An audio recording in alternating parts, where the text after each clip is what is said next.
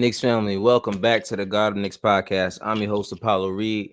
I got my man Nick Yoda with me here. My boy Joe is backstage. He's getting some technical difficulties worked out, but he'll be here. He'll be here in a second. As we speak, he pops right up. My man Joe. My man Joe's in the building. Anyway, Knicks family, appreciate Yo, y'all for coming out. Appreciate y'all for coming out. Is it better now, yeah. Joe? Talk to me. We'll find out We here, man. We here over regardless. What time, what bro. what what I switched up my positioning a little bit.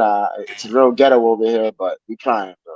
You good, bro. As long as vibes you're is here, that's all that immaculate. matters. You here? Vibes is immaculate. So we are here, of course, after a pretty, what should we say, controversial week.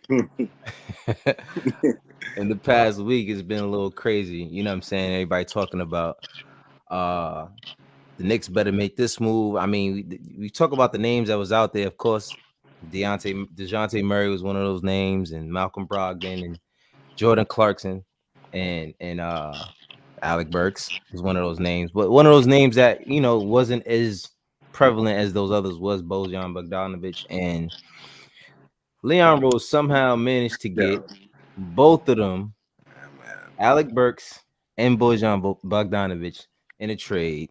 And I personally, I don't remember the last time at the deadline I saw a move. It happened, and the crazy thing, it happened so quick because at first it was just Burks, and I was like, just Burks for Grimes? Yeah, I threw a lot of people off. Yeah, I'm like, just Burks for Really? Grimes and some and some second rounders. What you Which doing, would have made Leon? no sense. Would have made No no Which would sense. have made no sense.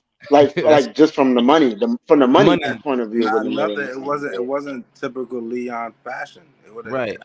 But that's how I knew something else was coming. I'm like, this doesn't even add up. And I'm like, usually they'll tell you the main part of the trade and they'll tell you another part of it. So I'm like, let's see, let's sit and wait. And then they, the word came through the line that Bojan was added to that deal. And listen, man, that is a great move. Now, don't get me wrong, it's not like we got a superstar or anything like that. You know what I mean? But regardless, I think we made the best move at the deadline. That's just my personal opinion. You know what I'm saying? Also shout out to the chat. Shout out to the chat. We got our RBL in here. Shout out to you, family. Shout out to you, Lex. My man's, what's going on? What's going on? Rails.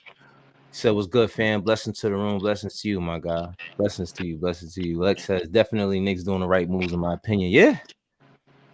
It's hard to hear all.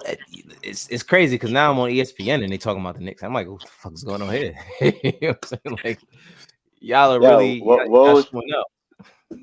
Yo, CP New York Sports. Woj scared the shit out of me. Yeah, he was hella delayed on that second part. Yeah, bro. Yeah, I was like, yo, yo. Woj scared the shit out of me, yeah. Salute to you, though, I was CP. like, I'm sitting up here looking at my phone, like, wait, what? Like just Like, Burks. what?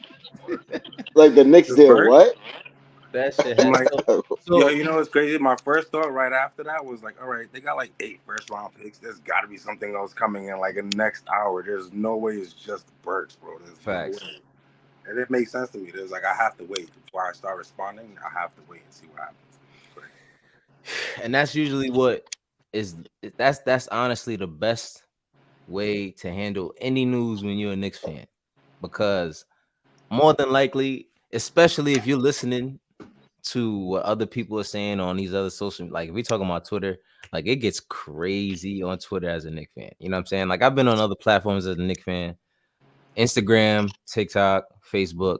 They all got their things, but Twitter is not. It's not a game over there, bro. It's really not a Yo, game. I feel like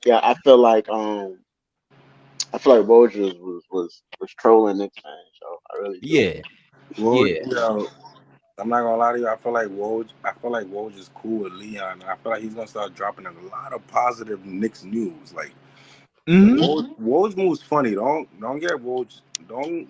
Cause he's Woj CAA, isn't he? is He's CAA. CAA. He's CAA. Yeah, he's in there. He's in He's there gonna already. drop nothing but pot. Every time I see Woj now talking about the Knicks, it's like, oh yeah, there's a bright future. Like I mean, like it Yeah. wasn't. He wasn't quite that a few months ago, but I'll take it. I love all even like Windhorse and all these other dudes is talking. too. Like even Richard Jefferson. And it's hard for me to stomach that, bro, because it's kind of like, yo, dude, like it's been like 10, 15 years you've been going crazy on Knicks fans for no reason. I'll tell you, Kendrick Perkins too. Kendrick Perkins, Kendrick Perkins. Yeah, K Perk be like, he be going too far for me. I'd be like, yo, pipe down a little bit. Like you getting me hype, bro. I love it. Like, chill, yo. When and now yesterday he was talking about orange and blue skies. I'm like, relax. Yeah, he said that. Yeah, he said that. Relax. I said, yo, easy, boy. Hey, bro, you're Celtic, bro. Relax. Yeah, I was telling my wife that I was like, yo, not for nothing. I think I'm starting to like Kendrick Perkins. I know he's a Celtics like legend, but he goes to bat for the Knicks. Not even. It's been the last 2 seasons, and he's been consistent. Yeah, it almost don't feel real, bro. It doesn't.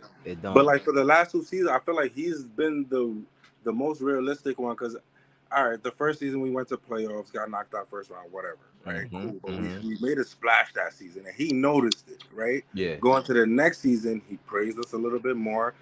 I'm not saying because of him, but he noticed the trend. Yeah. So, any one of these analysts want to say they caught on to it first is definitely Kendrick. Kendrick definitely. I've been watching that for a while. Kendrick definitely he been putting New York on his back in terms of like more than Stephen A. And that's what I mean. Hurts. That shit hurts. And this shit hurts, bro. And even Stephen A. Today was saying, or was it yesterday? He was like, was it what you mean big move? It wasn't a big move. I'm like, all right, Stephen A. Like at this point, I feel like he kind of like he's looking for a reaction at this point. Bro, check out his podcast. I ran across the. I would never check out his podcast. Nah, but the funny thing is, no, because I typed in Knicks. I typed in Knicks in the YouTube, and his podcast came back up, and it was funny to me because in the reaction that you're talking about when he was like, "What do you mean, big move?" If you go look at his podcast, it's a whole different tune. That's what somebody was saying. Somebody was saying that he was acting completely different on TV than he was in his podcast. Completely different tune. He was like, "Oh, big moves. The Knicks will go to the Eastern Conference." I mean, I know he's been saying it on ESPN, but he was saying he's a clown, yeah. He's a clown. He's a clown. Which is why I would never watch his podcast. Yeah, it hurts me. Speaking of podcasts, talk about. I know we supposed to talk the trade, but did you check out the first episode of Roommates? Not yet. I was busy today. I'm gonna check it out tomorrow. I saw a small piece of it with Jalen. I watched the whole thing yesterday. So 1 hour, John, check it out. It's some funny stuff in there. Yeah. So to be honest, is it good podcast material, or is it like, are we enjoying it because we're Knicks fans? So it's hard to. So I think it really gets good when you start getting guests, right? And they don't have that yet. Like it was their first episode, so it was just like it was Jalen, it was Josh, and I guess Josh was like a childhood friend. Okay. So, but I thought that they told a lot of dope ass stories. Like they show like clips of like Josh doing wild shit on the court, and they like made fun of it. Thought it was hilarious. And like they told stories about Villanova, how Josh was fighting everybody at Villanova. Like apparently Josh is a pretty wild boy, yeah. Apparently. I don't doubt that at all. At all. What he was saying about TJ McConnell? Nah, what'd he say? When he was they asked Jalen Brunson who he think he could beat up in the NBA. I think he said somebody, I forget who he said first, but then he said TJ McConnell after. And then he said he beat up Ryan. He said he beat up Ryan. Yeah. And but then he could also beat up TJ McConnell. And then Josh Hart goes, yeah, but TJ looks like the kind of guy you gotta kill. Like you can't just beat him up. Yeah. Facts. You gotta kill him. Like you gotta finish him. He the type of dude where like you knock him down and he's still getting up. Like nah. Like you gotta kill him. Get him out there. He's a wild boy, bro, and that's why I wouldn't want to see. I wouldn't want to see that. I wouldn't want to see that Irish dude in like an alleyway or nothing like that. He's a dog. He definitely seemed like the type of guy you got to get him up out of there like forever. You got like, listen, Judge, I had no choice. Nigga, Jalen Brunson was like, yo, you got issues, bro. And I'm like, he's not lying though. TJ McConnell does seem like the kind of guy you got to put down. He a wild boy. Like you might win the battle, but he's coming back to win. He's coming back. He's coming back to win the war. All right, so let's just talk real quick about. Let's just get to the meat and potatoes of what we're here for, right? So we're here to talk about obviously the trade with Alec Burks and Bojan Bogdanovic. So my question is for both of y'all, it doesn't matter who go first. When it comes to, and I feel like we touched on this a little bit behind the scenes. When it comes to where our team can go now, where we, all right, because we were already, let's be real, we were already talking about the team, and this is prior to the Julius Randle injury. We were already talking about this team being the Eastern Conference Finals team at that point. And this was before Jalen Brunson gets selected to the All-Star game. You know what I'm saying? Before he goes in that run and goes crazy. Before, you know what I'm saying? So now that all of that happened, and then you make a trade like this. Now, I'm not going to say we got rid of deadweight because I'm not going to disrespect Grimes like that. Shout out Grimes to is a good Nick. Grimes is a good. I didn't think that's what you was going to say. But That's crazy. I was like, yo, you good. Remix. You remixed the hell out of that.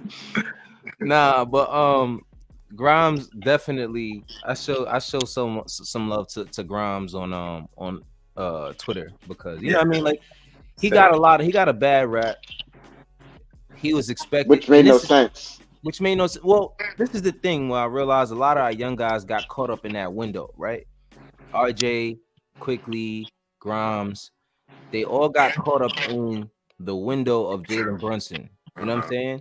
Before he got here, there was no problems with none of those dudes. It's like, all right, it was literally about the future before. Yeah, let them do whatever they got to do.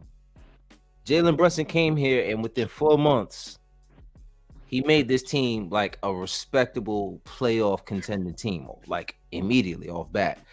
So now the front office is like, all right, so the timeline got sped up. We got moves to make now, because if to be honest with you, now because they're looking at all right, so Jalen Brunson's playing like this in year 1, right? He got how many more years before we got to pay him even more money? You know what I'm saying? Because now you got to pay him what he's due at this point. 4 years though? 4 year. Well, I think it was a 4-year deal. Yeah. So I think next year he's eligible. Is it next year? He's eligible for the extension. So you're gonna have to pay that man a lot of money. He deserves it. You deserve it. So, and that was part of the reason why we were like, listen, we can't pay quick. Dolan better chuck up that right. Oh, he got it. He's not worried about it. Dolan ain't worried about money. If there's anything in this planet, Dolan is not worried about his money. He might be worried about lawsuits, all kind of shit. Money is one thing he don't give a damn about. That shit from that boy. Right.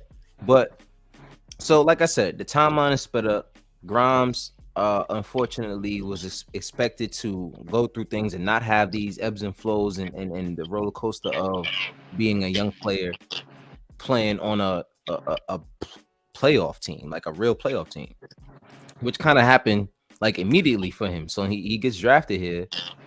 He's coming off the bench and then he gets thrown into the starting lineup. You know what I'm saying? So a lot of people say that he didn't have the opportunity. He clearly had the opportunity, but I think he got caught up in the window and he wasn't really getting the shots in the spaces that he really wanted them. You know what I'm saying? Because taking threes is one thing. Everybody like, you can't make an open shot. That's why you're mad.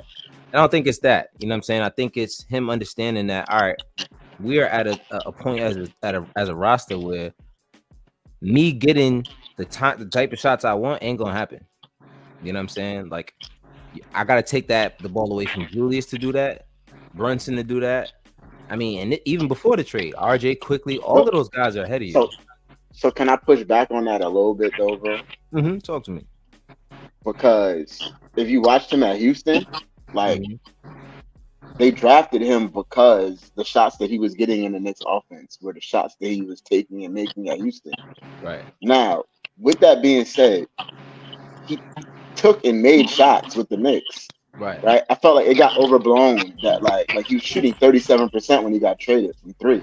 That's a really good number. Right. But Knicks fans made it seem like the guy was just building a house. Like he wasn't. He wasn't. He wasn't shooting that bad. And I mean, He's just 38% 3-point shooter for his career. Like he's a respectable 3-point shooter around the league. Like you remember Grimes in the summer league? That dude was a flamethrower. I remember watching Grimes in the summer league. Like, oh no, this nigga, he's gonna be torching his arm, right? But what I think what really affected Grimes was the injuries. The injuries, he got injured so much that it took away from his time. And when it took away from his time, it gave other young players on the bench time to shine a little bit. Like you got Deuce, he was shining. He was doing his thing when Grimes went out. Quickly, was always been shining, but so then Tibbs. I feel like Tibbs started depending on. I feel like what you said, back to what you said earlier, Josh. I feel like it really just switched up really quick from like a future timeline to a win now timeline. Yeah, and in honesty, if it's gonna switch up like that, I wasn't mad that Grimes was gonna go. Yeah. So I thought Jonathan Macri put it perfectly, right? Like the Knicks viewed him as like a guy who was like a 3-and-D plus. Yeah. Right. And the plus never really came. The plus part never really came to fruition. Yeah. Like Dante DiVincenzo, you can see the 3-and-D plus, right? Yeah, like you can see the plus. He's more than that. Yeah. Like with Grimes though, it never really fully. Like the off the dribble stuff never really fully materialized. Like all that extra stuff that I thought the Knicks thought they were gonna get from him, that was kind of like, oh, this guy is like a nice tertiary piece, right? That could play with, Brunson and, but it just he never really turned into the playmaker that you thought he was gonna be. Like attacking closeouts, he never really turned into a pull up jump shooter at all. Like all of that stuff, he never did any of it, unfortunately. Yeah, and I think he has a great chance to do that in Detroit, honestly, because them boys they lost like 30 games straight. They're gonna that boy has the ultra green light in Detroit. He's got the green light over there. If he wants to go score 50, let him get a quick 15 in the first quarter. Right. The coach, what's the coach name? I know. Monte Williams. Monte will let that boy go off. All right, because he's young. And the crazy thing Monte don't have a choice. He don't have a choice mainly because you just got rid of two of your high usage guys.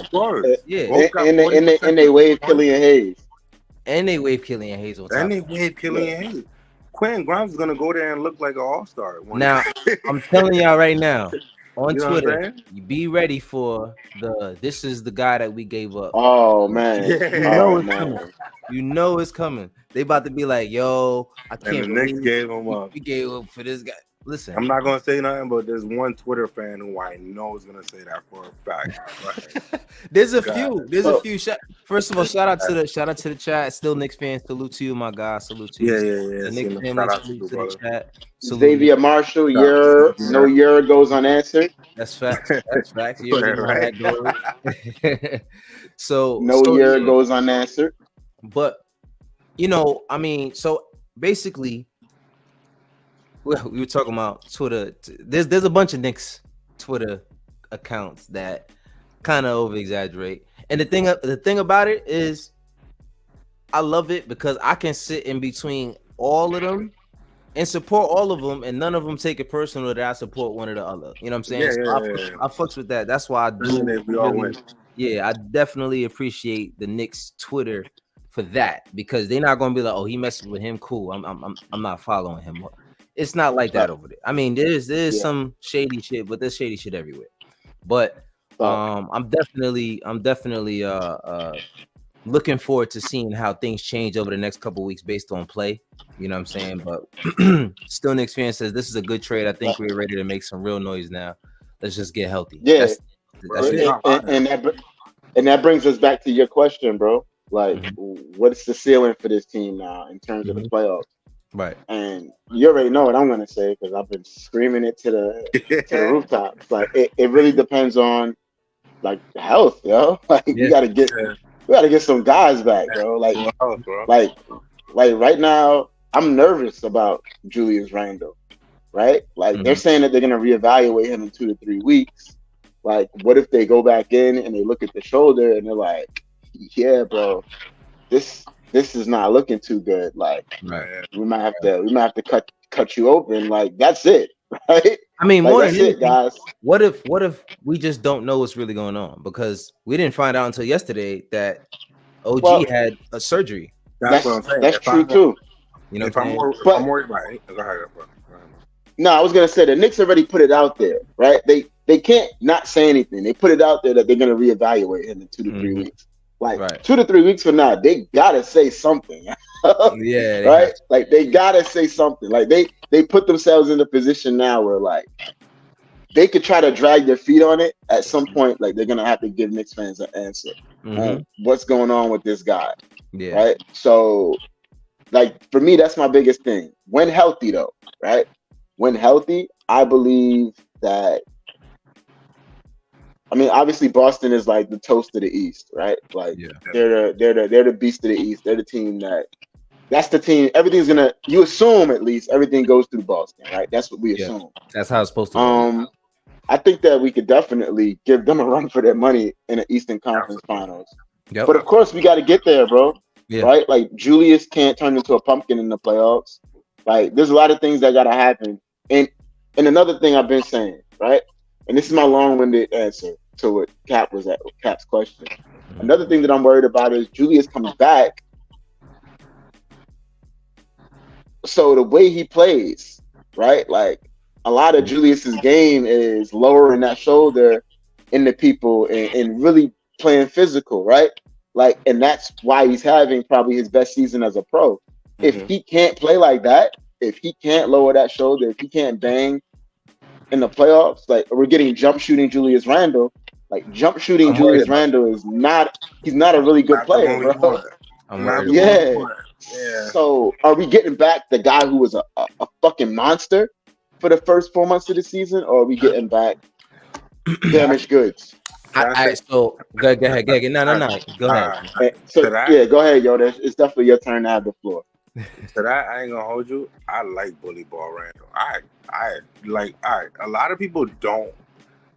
It's all right. When you say bull in a china shop, it's not clean. Yeah. A bull in a china shop is not clean, bro. It's a fucking mess. He's running through and fucking everything up. You know what I'm saying? That's what Julius Randle is. When you see like the man will come down. All right, lower shoulders are not this. I want to put 5 or maybe I say 10. I can't say it off my head, but there's about 10 people who can withstand that man's strength. Let alone are there 10 people? I would say 10. Maybe, and that might be too much. Yeah, right. Yo, bro. And the only reason I say that is because I look at Aaron Gordon as like a pretty big, sturdy guy. Like the way Julius just like was moving him around like a rag doll. I'm like, what is happening here, bro? And the benefit to that, bro, is the fact that Julius has changed his mindset from shooting less threes to going straight to the paint.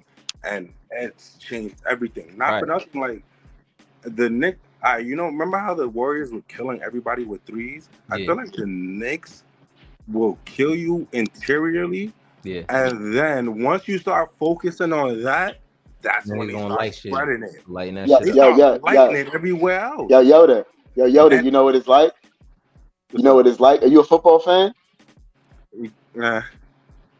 It's like a team that runs the ball down your throat for 2 or 3 quarters, right? And then you start putting 8 guys in the box, and now all of a sudden they run in play action and just airing it out on you, bro. Yep. That's what the Knicks are like. That's scary. It's crazy, bro. Because it's like, and being that this is the main topic of the whole thing is the trade. They literally added people who reinforced that. Like, you know what I'm saying? Like Bojan, like, all right, I'm not gonna sit here in front like I'm 100% familiar with Bojan's game. I'm mostly familiar with Bojan's game when he plays against the Knicks, right? Right. And he's very sturdy when he plays against the Knicks. Facts. Alec Burks, I know what he can give when he plays against the Knicks, right? My only concern with the trade is now what happens with Devo, right? Like, do they push Devo out of the starting lineup to let Alec Burks come in there? No. Because no. If they're moving anybody to go in the front in the starting lineup, it's definitely not Burks. It would be more likely Bojan than Burks. he plays In my the same. opinion. I think Bojan will start over Achua At the until four, at the yeah four, until the Knicks get healthy. Yeah, I can see that, especially all right. So let me rephrase that question. A healthy Knicks team, everybody healthy, Jalen, Julius, and everybody. Where does Bojan and Burks stand at? Because they're coming off the bench. They're coming off the bench. We would have the deepest. That's the deepest in team in the NBA. That's the second starting lineup. Fuck what the Celtics did.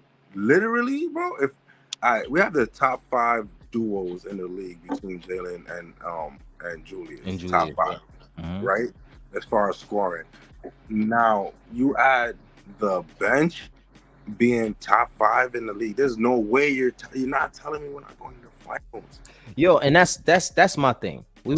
I was listening to Shaq, Kenny, and Chuck the other day, right?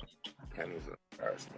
First of all, they some hating ass motherfuckers right there. Crazy, bro. They be hating for no reason. They casual. Like when I heard they're casual, bro. They super casual. Not only are they casuals, I feel like Kenny Smith more than Shaq. And Kenny Smith is a New Yorker, bro. Like that's what disappoints me about when he loves talking. He loves talking about New York, and then he just never New Yorker. Left, right, beat it, nigga. Yeah, like come on, bro. Like all that shit you be talking about, and you never support your hometown team. I don't care what happened while you was a fucking Houston Rocket. Shout out to RBL basketball. He's terrible. They terrible. my man Chuck voice. But yeah, man, like I truly don't understand why Kenny does this. But anyway, Shaq says they got better, but they can't beat the Celtics. They can't beat Philly. They can't beat the Bucks. And then he said they can't beat the Cavs. And I said, bro, what have the Cavs done this year to make you believe that they're going to beat us? And they didn't even beat us last year.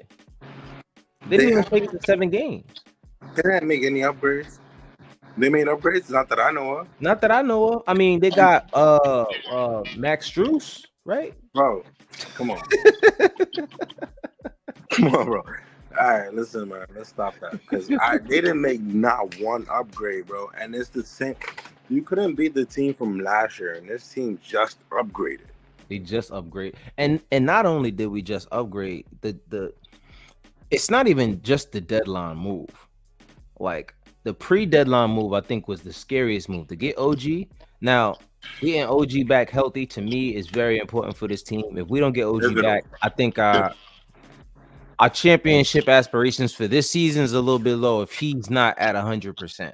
Agreed. Because he has to not only guard the best guy, he has to be able to hit an open shot and feel comfortable taking that shot. And if you got the elbow injury, bone spur, that's not fun. It's not. Matter of fact, this past May, I had surgery on a bone spur in my shoulder that I had to get removed. That's already know. It's not fun. It's not fun. It's painful as hell. So I'm hoping he got the surgery.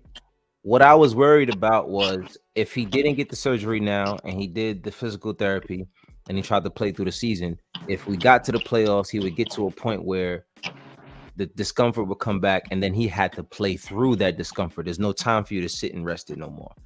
Now, honestly, the situation we're in now with him taking care of the surgery at this moment, and then after taking care of the surgery, you give yourself the time to come back. It puts you along the same timeline as Julius Randle coming back. Basically, y'all both should be back in March. You know what I mean? And y'all can develop that chemistry there. So, like I said, I think that was the biggest part of this trade. Hey, I will say this. Can I just interject? Because we was talking about Cleveland's roster. So I don't want y'all to get too far down the road before, because then it'll be pointless to me talking about it 10 minutes from now. Right. So a few things that they did do that, in my opinion, made them a lot better team. Because one of the biggest problems with them last year, similar to the Knicks, right, was that they didn't have enough shooting. Right. Like the Knicks didn't respect Isaac Okoro at all, right? So they went out and got Strus, right? Yeah. Another guy that they got, bro, who is kind of a Nick killer, low key, is George Niang, bro. I'm not worried about George Niang now. I am a little now. bit, bro. Not no more. I was. If this was like last year's Knicks, you would have scared me if you said Ish Smith. But George Niang's a Nick killer, bro.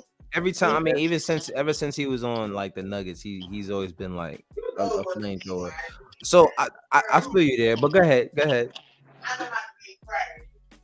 He's not having a good season, by the way, shooting the ball. It's crazy. Who, George?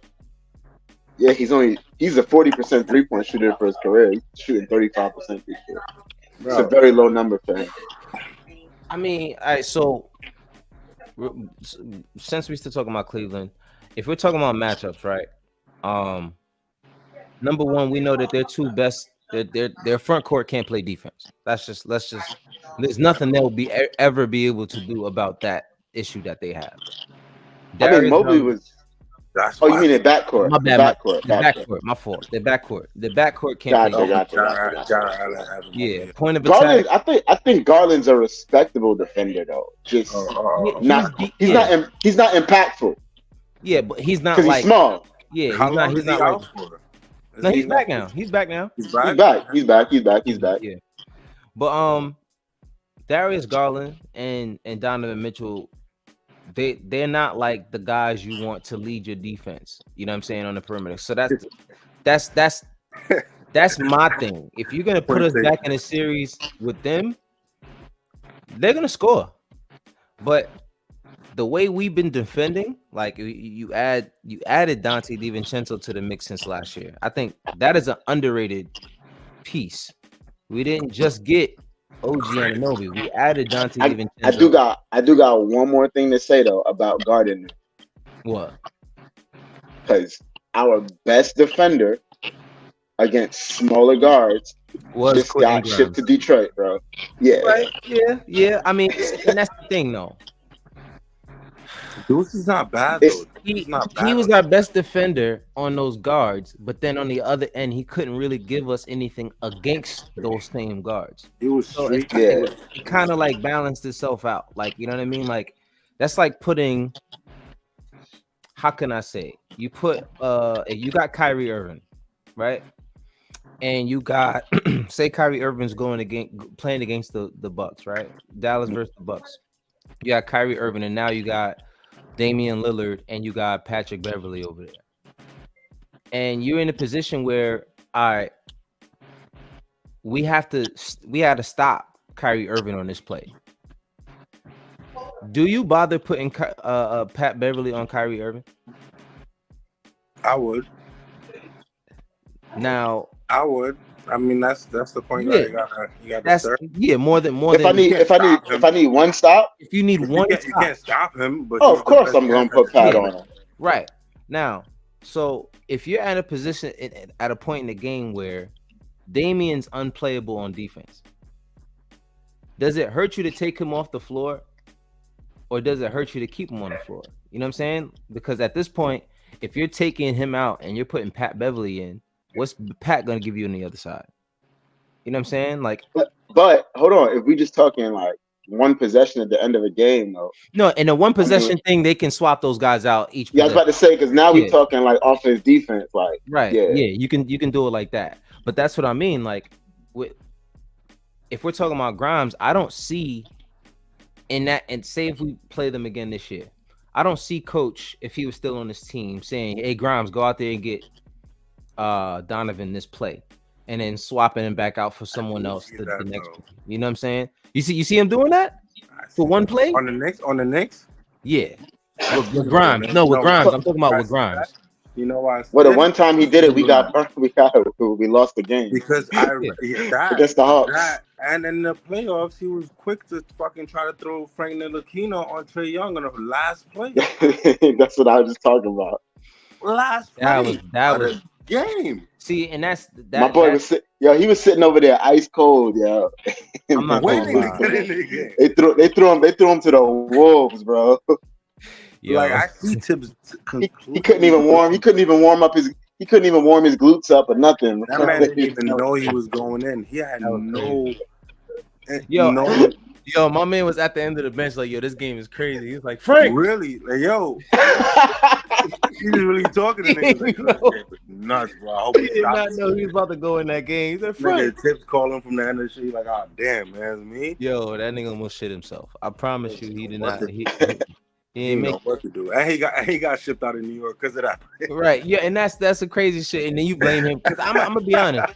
I was a Frank fan, but let's be real. Like he shouldn't have been on this team. Nah, he shouldn't. He should not have been on this team. They bet too much on him. I like him, but they bet too much on him. Pat Bev gives me 40 in-game claps and 12 thumbs up motion. Speaking of thumbs up, hit that thumbs up button for your boys.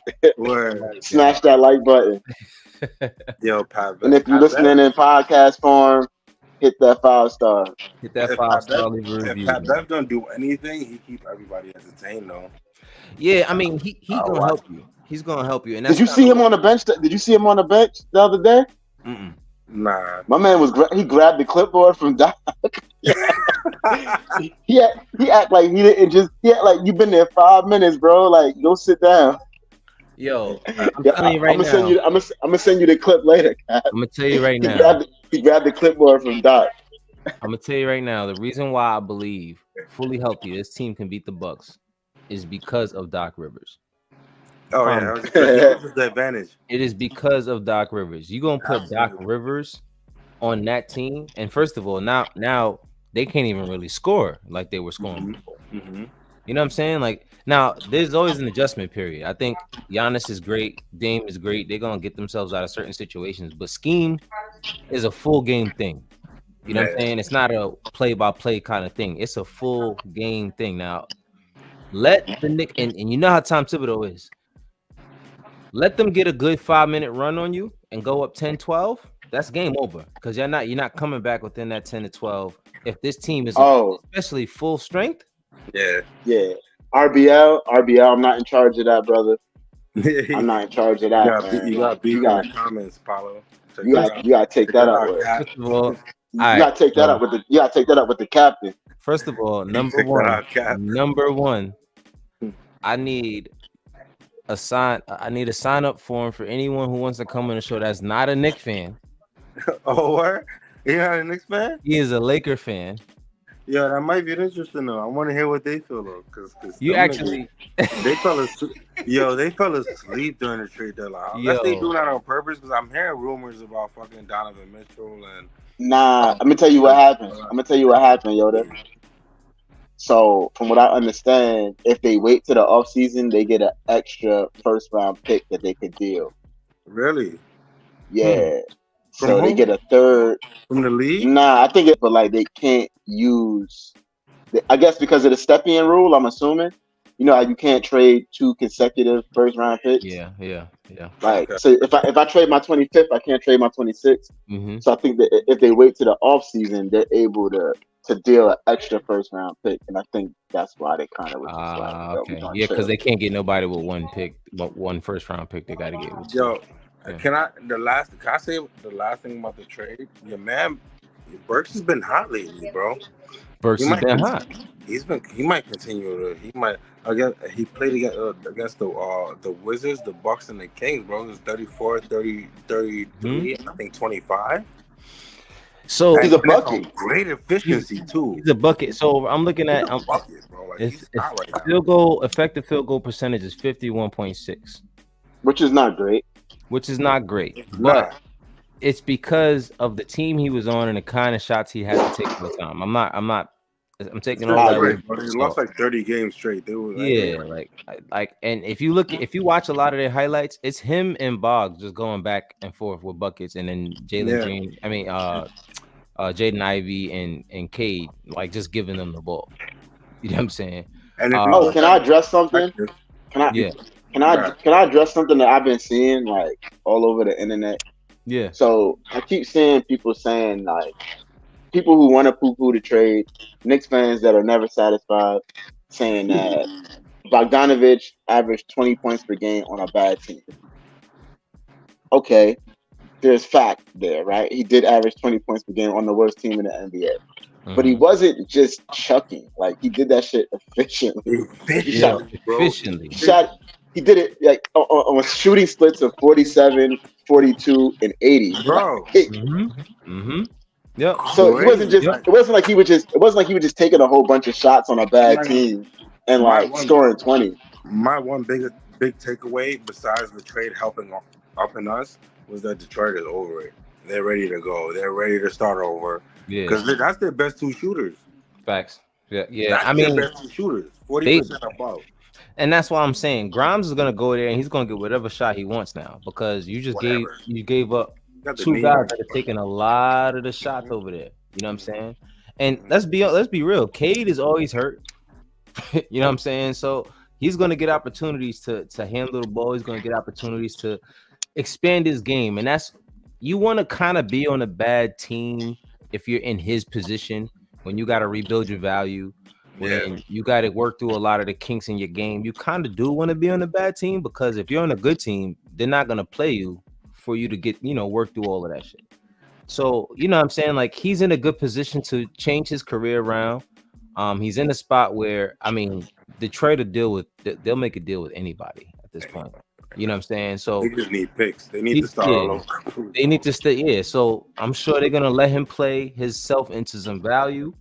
I can see Grimes being a 15 point per game scorer. You know what I'm saying? Like by the time he gets up to next trade deadline, and if that's a piece that a team could try to go get and give them some first rounders, yeah, I'm sure that they'll make that pick. I'm sure even in the draft they'll try to go for it. But anyway, Alec Burks, he's shooting 40% from three, which you know what I'm saying, like that's what we need. We got 40% shooters in one trade. Yeah, he's durable too. Alec Burks is durable. Like the fucking 2021-2022 season, the bro played 81 games. Yeah. And that's the thing about him, bro. Like he's one of those dudes that you can count on. Like if you remember when we played in the first game in the Hawks series. Like shit, he almost won that game by himself. He almost won it by I think he had like 20, he had like 26 that game. Yeah. And so and that was when we were still trying to figure out, should we start Derrick Rose? Should we start Elfrid Payton? So you know what I mean? At this point, I think if we get Brunson back and then you still got what'd you say, Joe? Nah, you said Elfrid Payton and my eye twitched a little bit. Yeah, I ain't going front, bro. I had daily arguments with my bud man on Highbridge over Elfrid Payton. I'm not gonna lie to you. After the playoffs, I had daily arguments with my bud man on Highbridge. That ass always used to pump that Elfrid Payton shit. I'm like, yo, my nigga, did you see this man in the playoffs? He's not good. He's not. And I'm not gonna lie. Is he even in the league? No, he's doing interviews now. He's doing interviews. Did an interview with fucking Theo Pinson. Yeah, Pinson the other day, and I'm like, yo, I appreciated that. It was a good interview. However, bro, he didn't shit on us too much. He didn't shit on us. He showed love, and honestly, but when he was here, it was like, damn, bro, like I know you're the defensive stopper / assist guy, but you weren't doing that. They had you on Trae Young the whole series. It was so bad they had to take you out and put Frank Ntilikina in there, bro. Yo, it was so bad that they removed him from the lineup, like starter or bench. Cat, what's up? What did I used to say about Elfrid? About like especially when you play a guard like Trey. What I always said, like when he got, if anybody noted, you could go back and watch old clips Oh of yeah, Elbow. his defense, yeah. Yeah, not, but it's a very specific part of his defense though. Once he got screened, he would died. just die on the Oh, it's a screen. wrap. Bro. Yeah. Like He's you out know the how like picture. you get screened, out you're the supposed to frame. trail the play. Like he didn't even bother. Yeah, he's He out gets the frame. he gets screened and it turned into like the GTA shit. Be like, wait, He thought it was a switch every time. every time, like, He never looked. bro, I'm like, yo, dog. He thought it was a switch every single Yo, we've time. been saying stay all game. Where are you at, bro? What's going on? Bro. So I don't know, man. Like Alec Burks, and that's the thing. A lot of Knicks fans, and I think that's what a lot of frustration came from with us getting Alec Burks instead of all the other names that I named in the beginning of the show. Like I said, DeJounte Murray, Jordan Clarkson, Malcolm Brogdon, etc. Everyone still has a sour taste in their mouth from when Alec Burks was here last. Yeah, and we were blame that on Tibbs though. Go ahead. well, Blame not that even not. I can't even blame it on Tibbs. We were a completely different team. Like we had Kemba Walker. we had thank you. Like we had Kemba there. Wasn't Bobby Portis there that year? Mm-hmm. Bobby Portis It might have been the year before. It was a year before. Oh yeah, my bad. That was the year before. Bobby was there before. No. He was there before. He was there before Tibbs. He was there before Tibbs. That's right. Yeah. That was when we signed. That was when we signed all those power forwards. We signed Mook. We signed Julius. We signed. That was first year Julius. That was first year Julius, and that was also that was first year Julius. So like I said, Alec Burks got a lot of flack for playing heavy minutes over Frank Ntilikina. Like at this point, in hindsight, are we really mad that any of these guys played a lot of minutes over Frank Ntilikina? Not at all. Boy got waived today, right? Yeah, he got waived today. Like I don't even think he's gonna get signed to another team in the NBA anymore. Unless they just need to fill a roster spot. You know what I'm saying? I don't even think he could go to the G League, bro. Like it's kind of bad at this point. That might be a wrap for him. It's been like 6 years in the league. Yeah, I think it might be a wrap for him. So I'm not mad at the Alec Burks thing. First of all, he's a flamethrower. We've had problems. Our problem was like when I watched. All right, so we talked about the Lakers game. The Lakers game, bro. We watched the Lakers game, and they said we're going to let Josh Hart beat us. If you're guarding anyone not named Josh Hart, don't leave him. We only leaving Josh Hart. Yeah, it was killing Jalen. We doubling Jalen every single time. Whoever got Josh, double Jalen. They would throw Josh the ball. Literally. Josh would look at the three, do the shit like he about to shoot it. You're not gonna shoot it, Josh. Stop playing with me. Josh only great on a fast breaks, bro. Yeah, like he has to be surrounded by the right team. He has to be surrounded by the right team. Like you can't be out there with Jalen, or you can't be out there with just Julius. You got to be out there with both because sometimes it's like he's not really gonna be able to give you much on shooters. So yeah, you got the shot looked good last night though. His shot did look good last night. Now, and that's the thing. He's a better shooter than he's a way better shooter than he shot this year. Yo. Yeah, he's a way better shooter than he shot this year.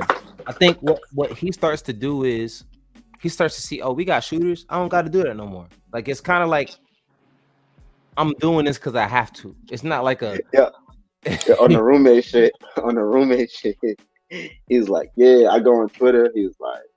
You know, everybody or the Knicks fans say my shit broke. He was like, it is. He said, I'm working though. I'm working. It's broke, yeah. That shit is broken, bro. But that's what I'm saying. Broke, like, yeah. and like I said to everyone, that wasn't the first time Jalen Brunson saw a double team. You know what I'm saying? Like that wasn't the first time.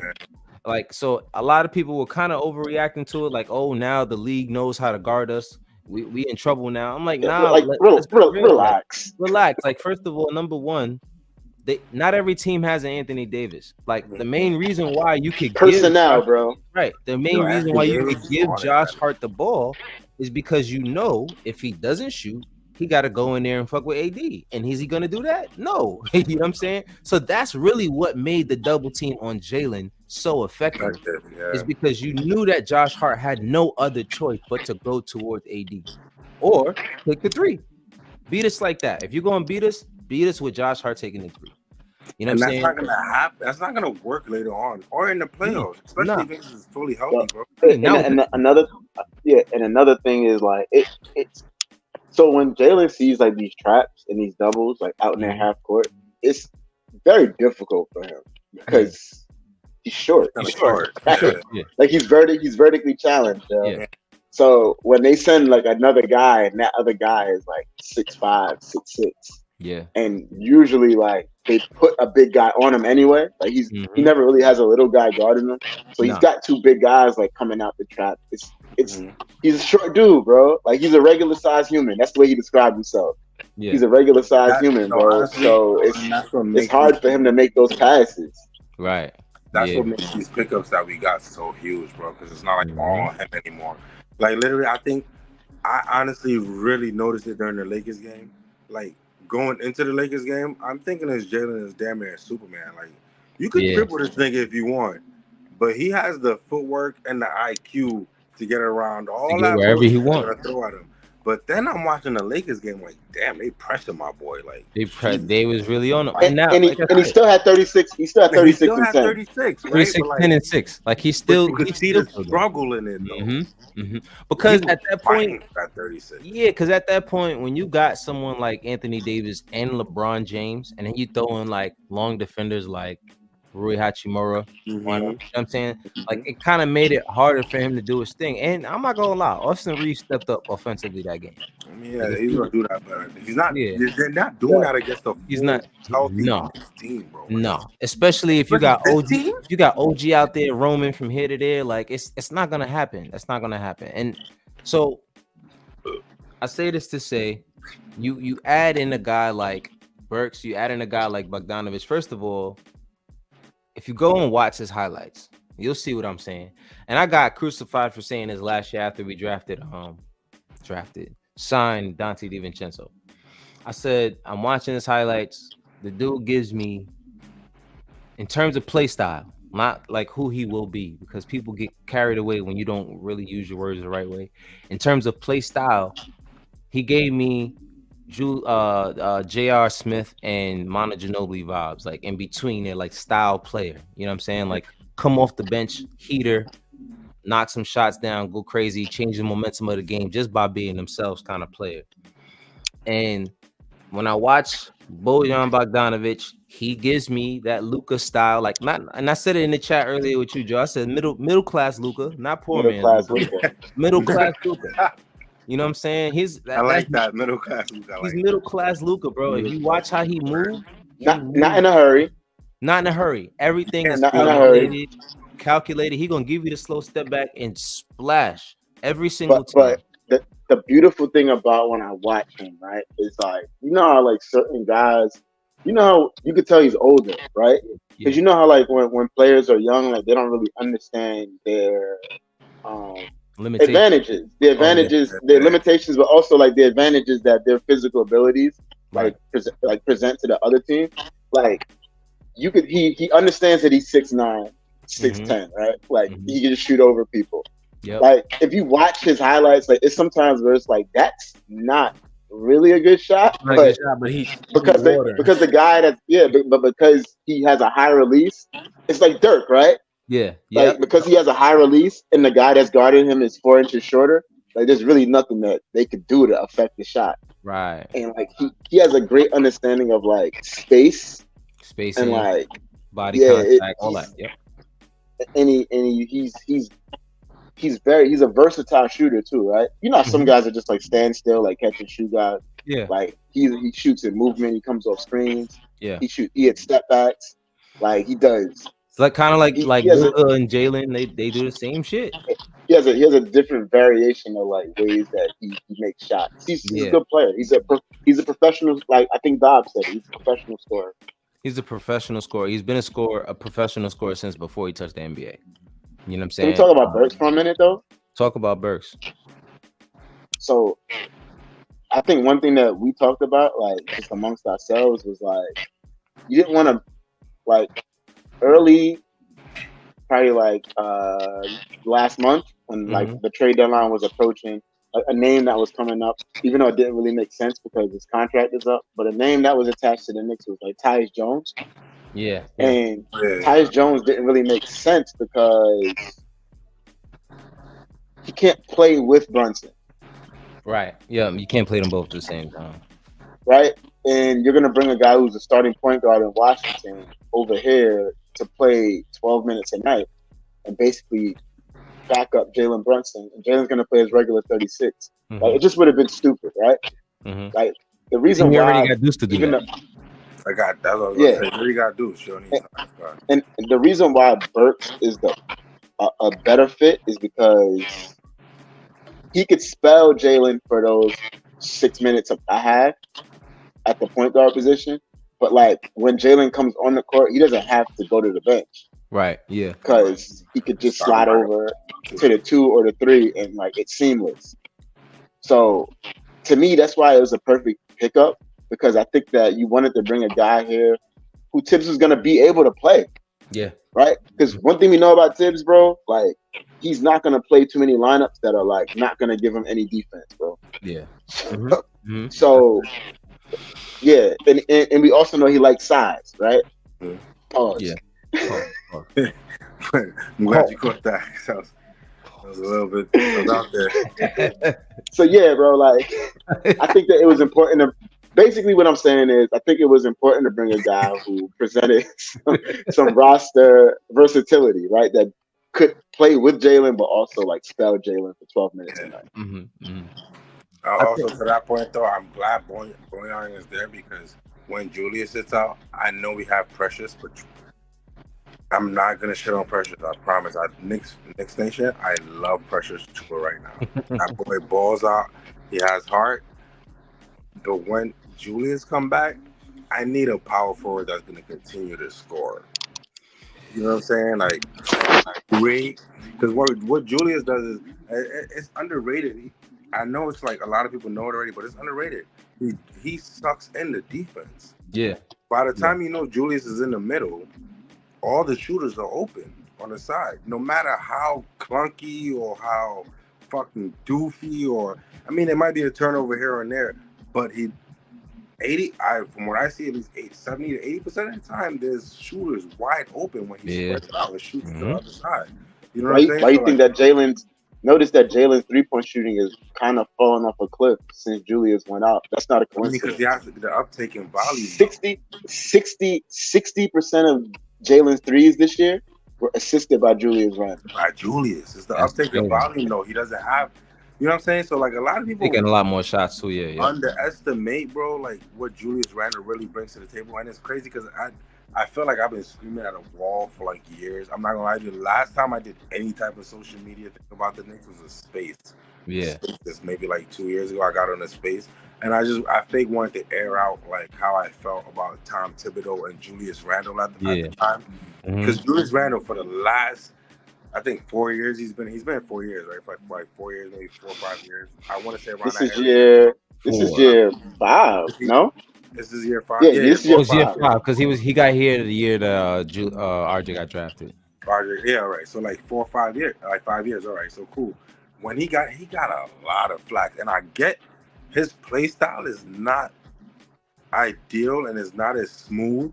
But if you really want to be serious, Julius Randle is like a little bit of a downgrade from what Melo was doing when Melo was here. Yeah. Post ups and bully ball. Yeah. And 3-pointers. But more of a willing passer.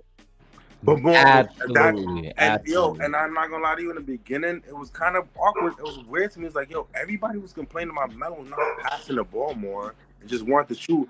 But Julius is literally a carbon copy of Melo because he studied under Kobe. He was with Kobe, and Kobe and Melo learned a lot from Kobe. So you could say they both meshed a little bit, right? So like Julius is like a fake student of the Kobe-ish, Mamba, Melo-ish type thing, right? Volleyball, so, let me get my bucket. But more of a willing passer. So for the last 3 years, it's like he's been getting his shitted on. I'm like, but look at the roster he has. He has Elfrid Payton. Bro, like Elfrid Payton is his starting point guard. Like the nigga on the wing. Talk about Xavier. Like, look at this shit. Cap, who he sound like right now? Yeah. Huh? We mean Just what he's saying. I'm like, who don't he sound like me? yeah, Because gotcha. everybody was like, It's so crazy, Julius like, sucked in the playoffs, and it's bro, just he like, had Alfred yeah, Payton. I'm gonna Yeah, be yeah, honest point. with you. I'm gonna be honest with you, bro. I've never been 100% a Julius Randle fan, right? Never.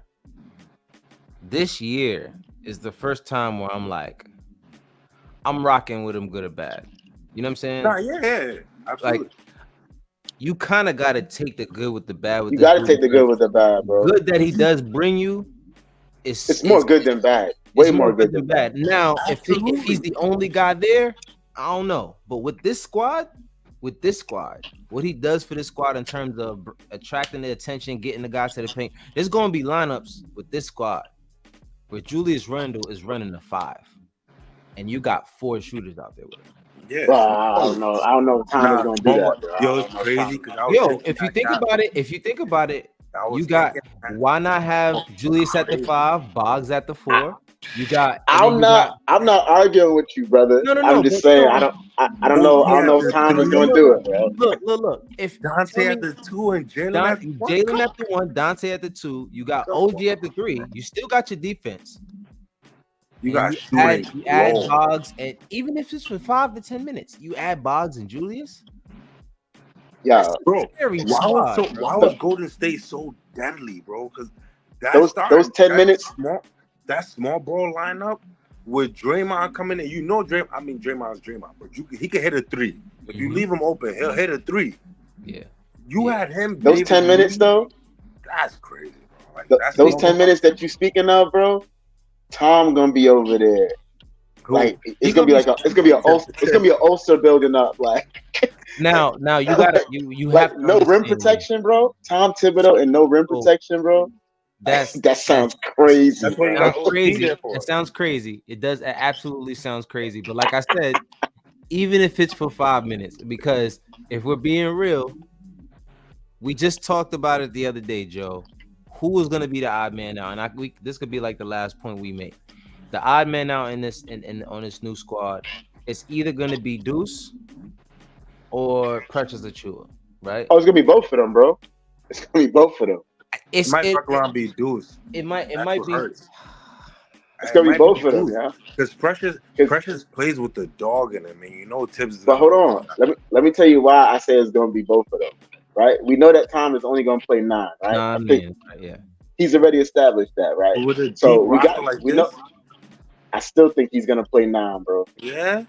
I have no doubts. Coach is a psychopath, bro. Like, have you not learned already? He is kind of fucking crazy, bro. Like, bro. So the 4 guys gonna come off the bench is gonna be Burt, Bogey, right? Whoever center, insert center.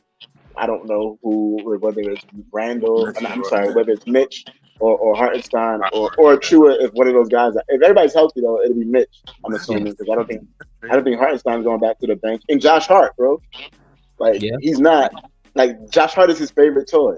Like he's not giving that up, bro. Yeah. Love that. Jelani says, I think poise is the word for Randall. He's an asshole on the court. If he had more poise, the game would come a lot easier to him. He'd have the same numbers, if not better, and it'd be easier. I think he's been more poised this year, though. He could be a little bit. He could be a little bit more poised. Like I said, at this point, way less arguing with the refs this year. Yeah, like and more often than not, what Julius is starting to do now is he's starting to focus on getting primarily a lot of his baskets at his points at the basket. So when he does that, it makes everyone change the defensive strategy. Like when you're at the corner and you see Julius driving, you have to help. And that just opens up the corner 3. You know what I mean? And if what's his name is over there, OG's over there. If Dante's over there.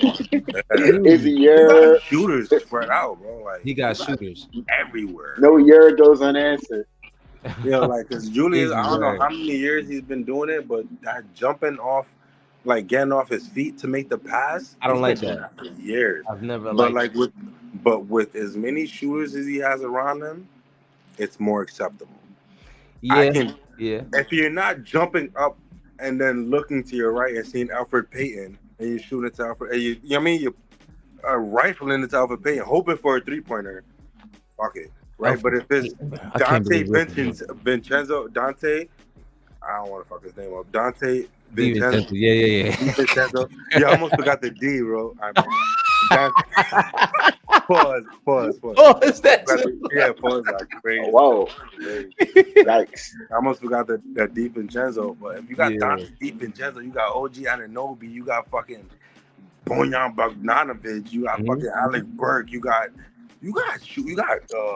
Deuce McBride, you got shooters, bro. Like this, like you can jump and throw it wherever you want at this point. Like you know what I mean? Like and somebody's gonna catch it and shoot it, bro. Like, Yeah. at this point, do what you want. Izzy, what's going on, my guys? And my guys, what's good, guys? Peace, Going on, abundance to Apollo and Joe and the rest of the panel. Salute to you. RBL said Tom has an also already. Yo, Tom is a wild dude. Yo, you ever seen Tom like random clips in a game, like where he's in between emotions? Dude really look like a psychopath, my G. Nah, he's a psycho, bro. You can hear him on the broadcast. Yo, I don't know if you see literally can hear him screaming on the broadcast. The post I put up today with JJ Redick talking about that shit. He was like, he's talking about Jalen Brunson, how he always go to the right side of the DHO and then keep the ball like off a dribble handoff. Yeah, like he'll keep the ball and then do whatever you got to do with it. And then he's like, I was at the game the other night, Knicks versus Memphis Grizzlies and whatever.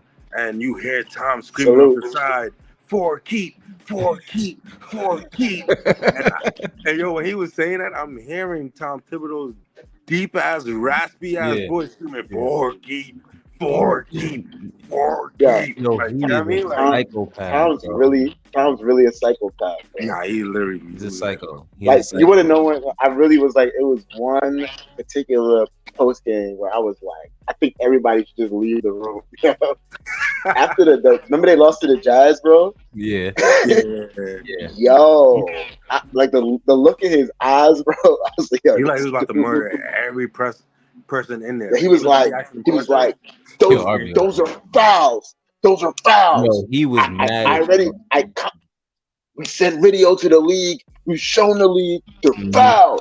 They're fouls. That's all I have to say. And he just walked off. I was like, yo, Tom was mad. Like he was really pissed off. I've never seen Tom walk out of he usually after every game, win or lose, he sits there, he takes his medicine.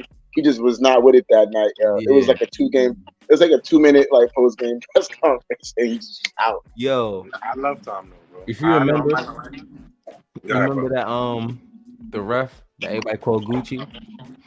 He was doing. I think he had to call something. I think it was he reviewed the play, and then Tom was in the background yelling at him like, "He touched the ball! He touched the ball!" Like yelling at him in his face. Dude, he took his headphones out. He was like, "But guys, I feel like Tom and Julius went to like the same school of like poise and composure, because Tom has no technicals this year." Nah, yeah. How does he not have a tech, bro? It's wild that Tom has no tech this year. I don't know if it was this season. No, definitely not this season. It was last season. I don't know if it was Doris Burke. I think it was Doris Burke. She said that that the referees voted Tom Thibodeau as like the friendliest or like the most understanding coach. What? I swear to you, Doris Burke said this shit like last year sometime, and I was like, really? Like Tom Thibodeau out of all the coaches? Like he literally like if you notice it though, like when they put the camera on him, like when he's talking to the refs, it's always like an amicable conversation, unless it's a call he doesn't agree with. But he's always like laughing or joking or like you know what I mean, with the ref, unless it's a call he doesn't agree with. But that kind of through me off because I did not expect that from Tom Thibodeau. Like I'm not surprised by that actually. I guess really? Wouldn't know why though. Wouldn't know why I'm not surprised. Because usually when Tom goes berserk, it's for a good reason. It's for a good reason. Yeah. It's for a good reason. And you ever notice sometimes he's going nuts, right? Mhm. And the ref is just sitting there. He's just keeping quiet. Like I know I fucked up. Yeah, you're right. You're right. I You're fucked right. up. I'm gonna get you another side. Don't worry. I got you. I got you. Don't even worry about it. Because We I got about to call it defensive. We're gonna call it defensive 3 second on the other end. Don't worry about it. Don't worry about it. You'll get I it got right you. back. I got you, Tom. Don't even worry about it. Especially now that they let you challenge plays. I think that's a lot of the reason why he's been getting. He's been less winning tech. a lot of challenges, though. Yeah, because now what it does is before he spazzes out, he'll look up. He'll look at the play. He'll look down at the bench, and once he does that, then like, yo, yeah, call the timeout. Yo, that's why I honestly I don't know if I watch too many Knicks games to know if anybody else does it. But like I love that about the coaches on the bench. Like before, I want to know who those guys are. Those guys be fast as hell. Yeah. Yo, before Tom looks up, they're already on it. Like yeah, challenge that is not like, you know what I'm saying? Like before Tom even look up, like they'll put Tom on the screen and then Tom is looking up and then he'll look to the side and them niggas is already like, yo. they already like, yo. Nah, they be on it. Yo. That green shit be spinning dumb fast, bro. RBL, that is crazy. Nah, bro. RBL be wildin'. RBL be wildin'. Yeah, He said he's Tom like- looks like he pets his dogs real hard. What he said? He say he look like he pets his dogs real hard. Yo, could you imagine Tom with a dog? Like, Morning Brewer. Morning Brew. Have a good night, bro. yo, salute to Imagine y'all. him during the downtimes when niggas was losing a lot of games, going back and petting his dog, nigga. Like, Nah, he was shaking the shit out that dog, bro. taking his shit out that again. Shout out to Morning Brew Sports, my man Phil, Hector, Jigga. Shout out to y'all. Y'all been doing y'all thing, man. Y'all been killing it, man. Keep doing y'all thing, bro. Yeah, bro. And if y'all can go and check out Phil Porter's video he dropped, bunch of hats, dope verse to it, Knicks related. Go show some love to my man Phil Porter, man. Show some love to the guys. So yeah, man. You know, to sum it up, I can't sit here and say that I love the trade just yet. I like it. I'm glad we made a move because it definitely did made us in the position to be better. It saved all our assets. We also retained some guys who we can enter into a trade next year if we want to. Both, especially isn't Burks? This is the only year. I was just about to ask that. Burks is He's an expiring. He's an expiring. That's why it was important. That's why it was important to get Bogey in the deal because they needed another contract. We got another year on Bogey, right? And it's the team. Yeah, and it's a team option as well. Yeah, that was very important because they needed the contract. How did they do that to Detroit? Bro, I don't know what kind of mob deal this guy has with Detroit, but they give him whatever the hell he wants. I mean, he gave them Jalen Duran, bro, or Jalen Duran. Jalen Duran is gonna be a really good player, bro. He has some kind of. We gave him that, but at the end of the day, bro, like Rose is moving like the mafia, bro. We didn't give him Kareem Abdul-Jabbar, bro. We didn't give them like Wilt Chamberlain. Like they got Jalen Duran. Jalen Duran's good, but bro, like y'all giving us, you know that one person like they mad nice and they give you mad shit for no reason. It's like I don't need all this extra shit. Like I'm good. Detroit got rid of 2 30-year-old, 30-plus-year-old guys that wasn't really serving them any purpose. I mean, if y'all remember the last time we made a trade with Detroit, it worked out with us too, and that was the Derrick Rose trade. So, that's just one thing I'm glad that the Knicks are doing now is they're building relationships around the league. Even with bum ass Danny Ainge, like at least they're still talking to him. You know what I'm saying? Like he tries to fleece the shit out of us, but at least they're still talking to him. You know what I mean? They don't fall for it. They don't fall for it. And before we get out of here, I talked a little bit earlier about it on my own live, but DeJounte Murray did not get traded. He didn't. No. At the deadline, Knicks fans, I repeat, Knicks fans, nobody traded for DeJounte Murray at the deadline. I'm actually kind of happy we didn't get him. Do you know why, guys? Nobody traded for DeJounte Murray at the deadline? It just further proves that whatever the Hawks were asking for, there were 29 teams in the league that were like, nah, we're good. Yep. We're good. Yep. And that's what I'm saying. That's what I was saying. If we make this move for DeJounte Murray, we giving up multiple firsts. It's not going to be just Grimes and a first round pick. It's multiple firsts. It's Grimes. You got to match the contracts. Like, there's a whole lot of moves that had to go into just getting DeJounte Murray. You know what I'm saying? And then, what if you did all of that shit and it didn't work here? And it didn't work out, bro. You know what I'm saying? Like, come on. It's asking for 5 first round picks for just Mikal Bridges. Imagine. No. Yeah. I'm good, bro. You want to know what it is, too, bro?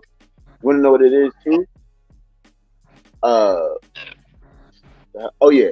So the Knicks traded RJ Barrett, right? And I'm not comparing DeJounte Murray to RJ Barrett. He's clearly a far superior player. Absolutely. But what we've seen in the starting lineup is that less is more, right? Mm-hmm. Absolutely. So eliminating, bro, don't eliminating the dog. Yeah.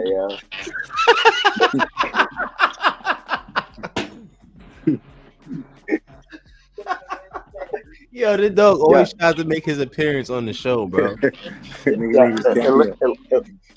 Eliminating my bad, y'all. Bro.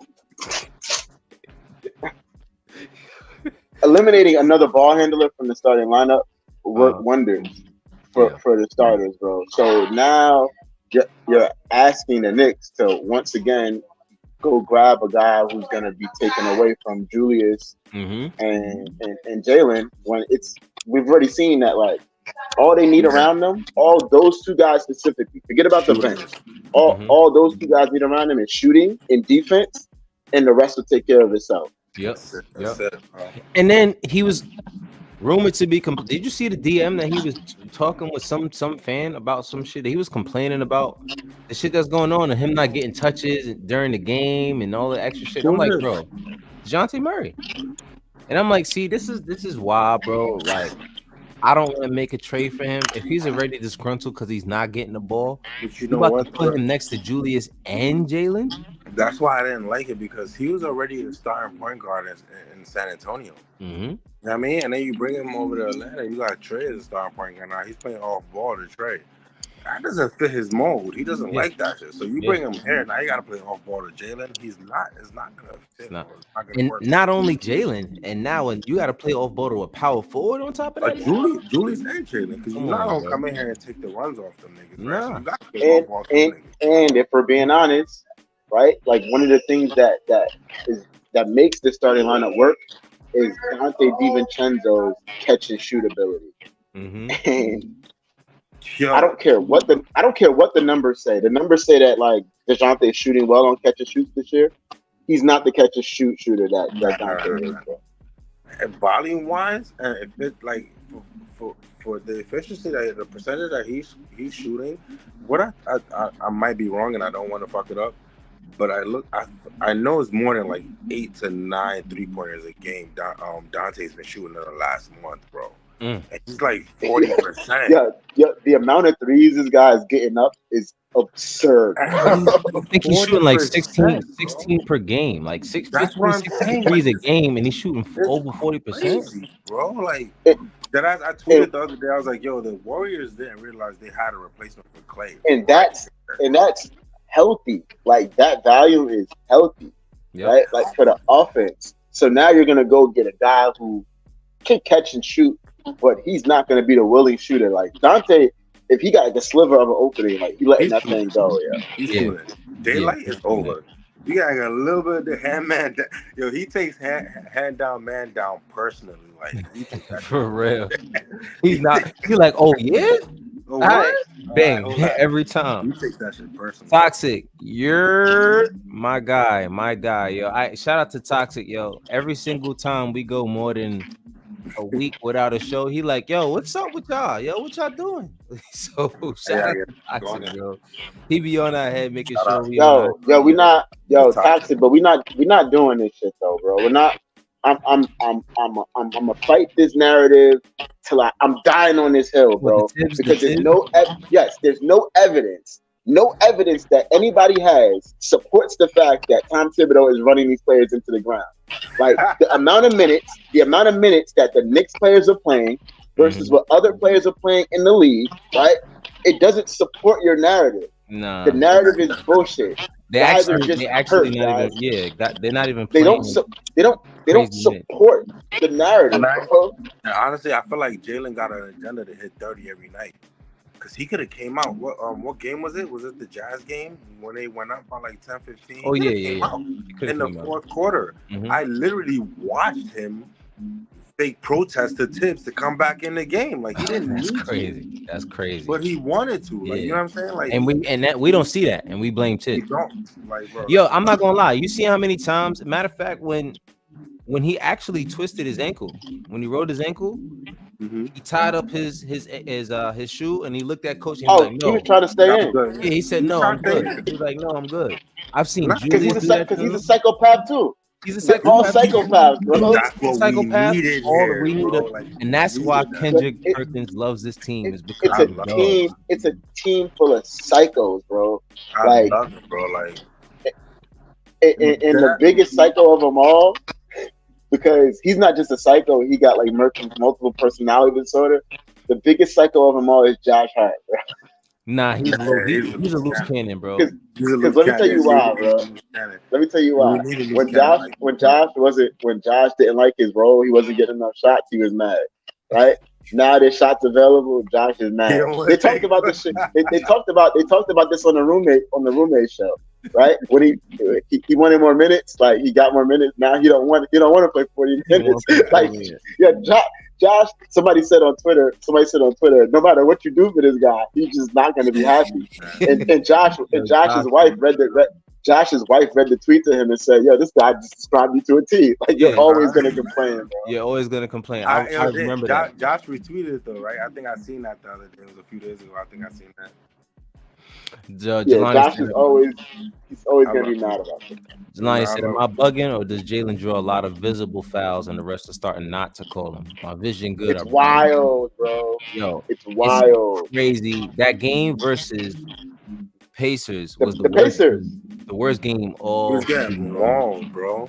Bro, I never saw the type of shit that he still got the black eye from when he got hit. And it's crazy because I'm not gonna lie to you, in real time, right? Because Jalen, right, he leads the league in charges. In real time, I didn't know if he got hit the way he played it out. I thought it was all part of I thought he flopped a little bit. Yeah. That, right? But then when they played it back and I seen Son's whole shit went in his whole eye socket. I was like, oh no. Nah, you wanna know when I knew it wasn't a flop, bro? When he didn't secure the ball, bro. Yeah, when he said "fuck it," yeah, he let him go. That's when I was like, "Oh, he's hurt." That's when I was like, "Oh, yeah, like something really happened." He's hurt. My boy got his bell. He got his bell rung, bro. He was on the floor for a minute. He let this nigga grab the ball out of his chest. So and dunk it, bro. His ears was ringing on that shit, bro. I need to see the replay because he let this nigga grab that shit off his chest and make it a 1-point game at that point. I forgot if it was a 1-point game or they took the lead at that point, but it was like they took the lead. They took the lead right with like 30 seconds. I was like, he let him grab it. Yep. And he came back down. He came back down and got the N1. And then got the N1. Yo. And Neesmith fouled out, and he was like, "Get him out of here." Yeah. Yo, so Joe, one of my favorite moments of the season, bro. Toxic says, "Yo, check the name. I'm just keeping them honest. No be topping. We winning the chip."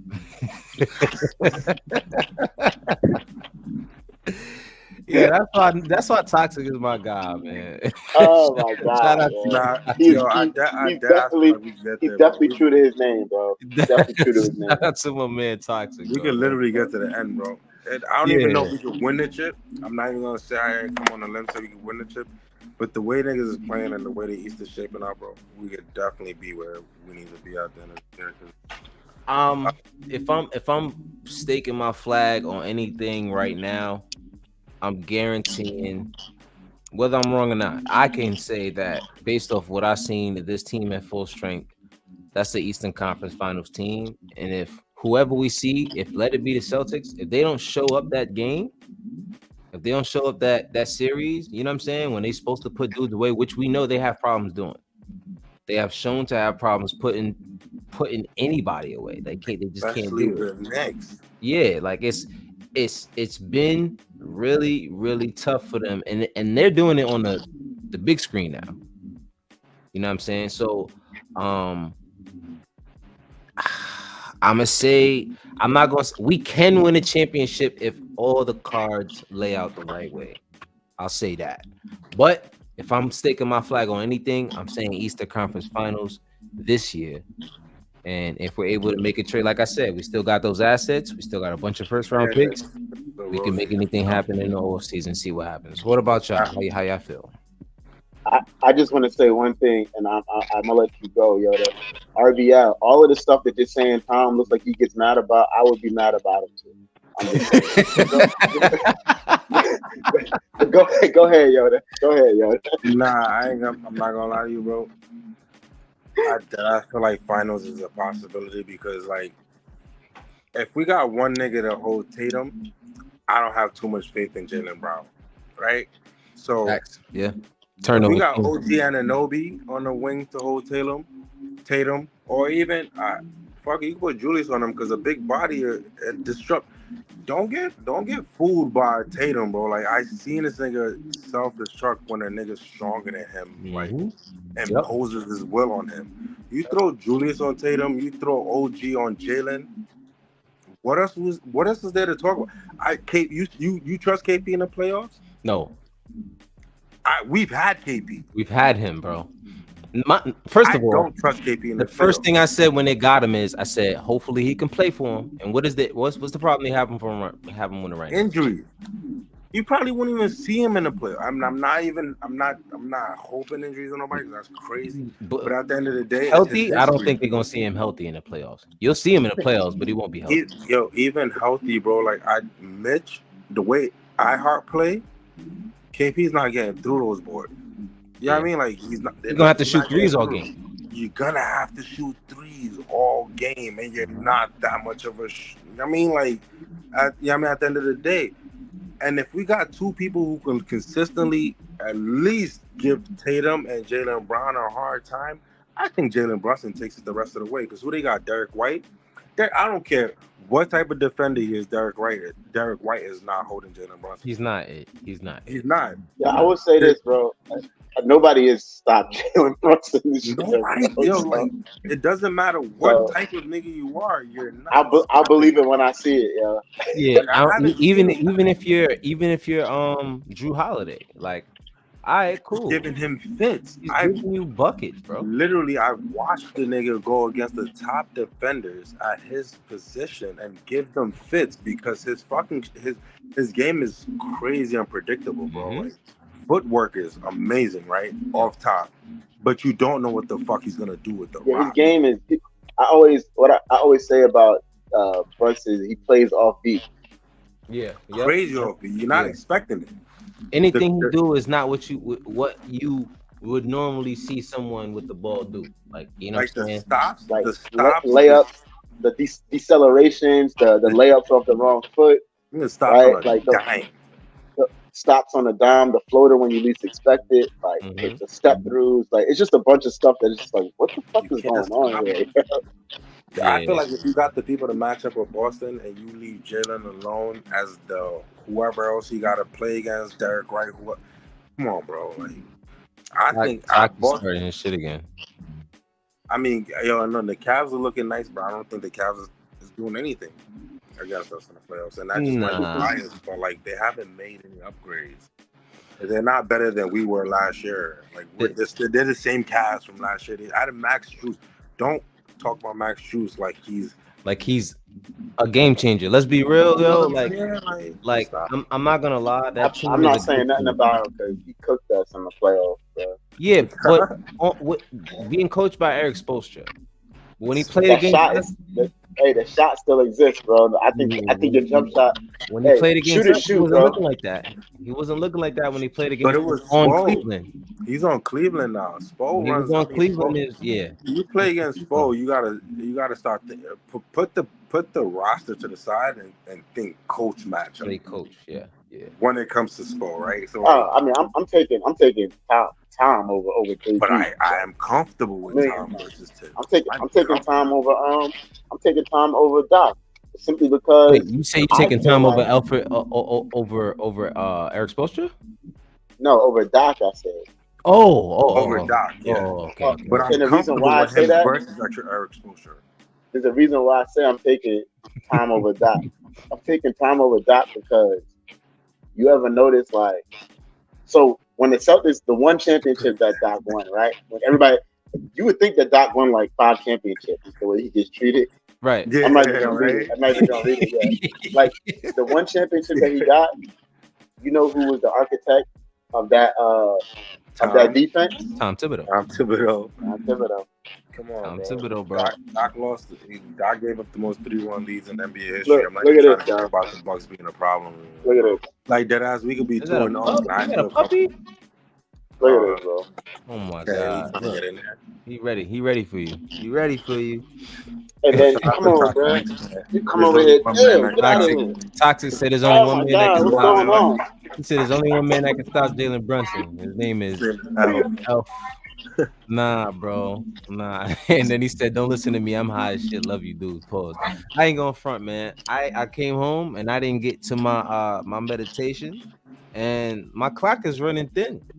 Yeah, it's getting to that point. You know what I'm saying? And I need to join the flight.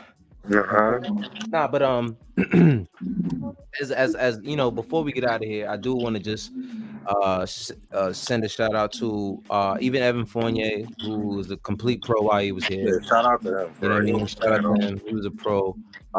Malachi Flynn, who barely really got a chance here, but it's okay. You know what I'm saying? Yeah. So these guys, we brought some guys in. Hopefully, we'll get to see both of them tomorrow. Hopefully, Jalen's back tomorrow. But I want to see Jalen back. Let us pray. Really? Let's pray. I actually want him to chill. I want him to chill. I wouldn't mind if he did chill, especially because we're playing the Pacers tomorrow. So I know they're gonna try to go crazy. It was like 2 more games before. I just wanna, like, I want to. So this is what I want, y'all. Mm-hmm. Like, I don't want to. Like, we built up a lot of momentum. At one point, we were like second in the East or third in the East. Mm-hmm. I want to still kind of keep pace with that. Like, I don't want to just forfeit these next 3 games going into the break, and then say, "Oh, we'll just figure it out the last 30 games of the season." I feel like we're like 52 games in. Was it 33 and 19? We are 30. Yeah, they were like 52 games in. We got a good 30-something game. I wouldn't mind, you know what I mean, chilling out the next 2 games, get to All-Star break, at least let Jalen get to All-Star break healthy, come back, and then, I mean, take it how it is. 52 but I get what you're saying, though. I don't want to take my foot off the brake because Milwaukee's slipping right now, and we could take very much advantage of that. Hey, Cleveland is hot right now. We don't want to. All right. I'm gonna say this. There's a negative and a positive to it, right? So I do see we're in 4th right now, 33-19. Bucks are 34-19. We're only a half game out of the 3rd spot, and 2 games out of the 2nd spot. I highly doubt the Cavaliers are gonna stay that high because they've been playing a lot of bad teams recently. So they're beating teams that they're supposed to beat. Yeah. Bro, I was looking at their schedule though, and I'm like, one of these guys gonna lose again. Yeah, I mean, the second they had a schedule similar to us, a very easy second half of the schedule. I'm looking at their schedule. They had the easiest schedule in the NBA the rest of the way. We had. I think ours was like 2nd or 3rd easiest in the NBA. And Mitchell playing like he got. So coming up for them right before the All-Star break is Toronto, who is reeling right now.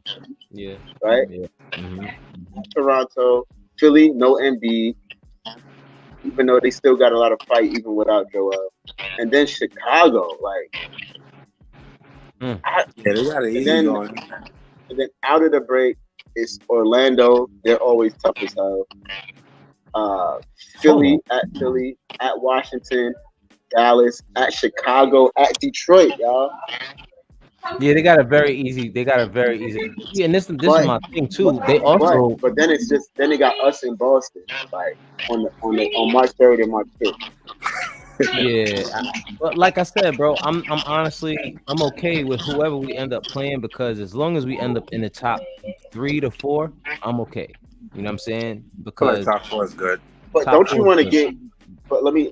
I would love to play a worse team in the Don't first you want to get round. that second seed though? If you get that second seed, I would. Yeah, if you absolutely. get that second seed, you avoid Boston in the second round. Of course, absolutely. I mean, and you get home court advantage throughout the whole first and second round. So like, yeah, if anyone would want to win as many games as they possibly can, if you know, hypothetically speaking. So of course, yeah, I would definitely love to get into that second spot. But what I'm saying is, I'm not going to stress if we don't get there, especially because the way that the Sixers have been playing, you missing Embiid. If we end up in 4th, we end up playing the Sixers, and I'm not confident in the Sixers, especially after they got rid of Pat Beverly, who was really they main rock in terms of like defense. You got Tyrese Maxey, but then you're gonna get back a injury hobble Joel Embiid at that point. Like I'm pretty cool with that. You know what I'm saying? But they might not lose for like 3 more weeks, bro. Looking at the Cavs. Yeah, that's what I'm saying. We might end up, and they're gonna beat our winning streak. They're already at 8. And we stopped. You think they're gonna beat it? Yeah, I feel like once you get to 9, teams start really trying to fuck your shit up. Like, they really try to go crazy. They could very well lose to Philly on the 12th on Monday. I ain't gonna lie, I feel like the last 3 years we hit 9 tops. We've three times. Three times. We never cracked 10. So dope stat. Tom Thibodeau is the only coach in Knicks history besides Red Auerbach. Nah, Red Holzman. It is Holzman, my fault. Yeah. Cause I follow him too. He's the first Knicks coach since Red Holzman to have at least 3 9-game winners. Yeah. I know he's trying. Yo, that's why I ain't gonna lie to you. I was mad when he broke that. What's the team that fucking the Lakers? When the Lakers did that to us, I was kind of mad when they broke that streak. But that Knicks State team won like 14 straight, if y'all remember. Who? Yeah, they did. The Knicks State team. With Melo and JR. Well, let's wrap it up here, y'all. Yeah. By the way, this team at full strength is smacking that team. Just want to put that out there. That's all I want to say. Yeah. Full team Knicks 2024, bro. Yeah. Listen, we're up there with the best. We'll give Denver a run. I don't give a fuck. I'm gonna put that out there. Yeah, I mean, the way we played Denver and we smacked them, didn't we beat them by like 20-something points, 28 points? 20-something. We beat them by 38. It was 38. Full house. We ain't even have no G. Boy, come on, man. I'm telling you, bro. We really making moves this year, and I'm happy that we're finally getting the respect that we are supposed to be getting from a lot of these other networks out there. But more than anything, get these guys healthy. Julius, take your time. You know what I mean? We're gonna make the playoffs regardless. But I do want to get these guys back healthy and then start to get some chemistry going with the new guys as well. So that's all we got. Nick Yoda, tell the people where they can find you at, bro. Twitter, Nick Yoda. I just started an Instagram for Nick Yoda, so I could get on that too. I'm about to start a YouTube for that shit too. Fuck it. I mean, do it. Do anything. I mean. Right. That's facts. 2024 is a year to do whatever you say you're gonna do, bro. I told myself I was gonna start producing this year, and I started producing, bro. So I told myself I was gonna start editing clips, and my fucking what was my motto? My motto was like, see it through. I mean, 2024, see it through, bro. Facts, see it through. And shout out to you, bro. Nobody really know. I've known Melo since like RCC days. RCC, bro. Like 2006, 2007. Yeah. That's been my guy for a long time, man. Shout out to you, bro. Shout out to you, man. Appreciate you. And Joe, shout out to you, Cat. Hey Shout man, out to you, appreciate you. Cap. Nah, yeah. Nah, Appreciate you. cause Yo, Cap, you know when those saying Cap had something growing up that I never had. I never had Knicks fans. That was my friends growing up. None of my friends, none of my friends are Knicks fans, bro. That's That's crazy. why, like, that's why this whole community that I got around me now, like Cap and Dre and the entire frozen envelope, like that's why I appreciate it so much because I didn't have other Knicks fans around me. you That's had, what's up. Yeah, it's crazy because when I was in school though, like high school, like nobody really fucked with the Knicks like nobody was. that. Nah, real talk. Nobody. I was a Knicks fan, but niggas wasn't fucking Knicks. Nobody Fucking nobody was Knicks talking fans. about the Knicks. And I Nobody was more focused on some other shit like rapping and all that shit, but like nobody was exactly. into some Knicks shit. So like, I mean, like, so Exactly. we couldn't really even find each other till like now. So like, I mean, I Until ain't gonna everybody grew up and was mature enough to be like, yo, fuck it, man. We Knicks fans, bro. lie. Yeah. Like whatever, bro. We Knicks fans, whatever, bro. And then you Like, see the yo, whole look, Knicks what's that? community, bro. Like, so yeah, bro. Like, I really appreciate y'all. Like I said, there's been a lot of times on Nick's Twitter where I'm like, yo, this shit is crazy. But a lot of times I'm like, yo, I love it, bro. I love the community. So shout out to the Knicks Twitter community, the Knicks community in general.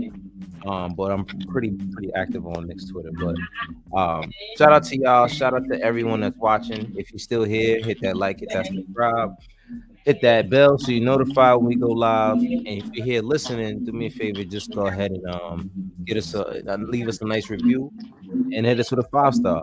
Until next time, RBL said he waiting on the paperwork, Cap. yo, I got you, Yeah, Raul. peep that. Raul, I got you, bro. I got you, bro. Hit me in the DM. We gonna work something out. I'll have you up for a show, bro. I ain't telling nobody they ain't coming. Izzy, you too. I don't want to hear nothing from none of y'all this year. Y'all coming on the show. I don't want to hear nothing. All right. Love all y'all. Appreciate y'all for showing up. You know what I'm saying? Well, I'll talk to Shout the out rest to you, of y'all. Knicks Nation. I talk to y'all backstage, man. Till then, y'all have a good one. Peace. Bottle of head grease So, on blue skies, man. Holla. Yeah, baby. yes, sir. Yes, sir. Yes, sir. Yes, sir.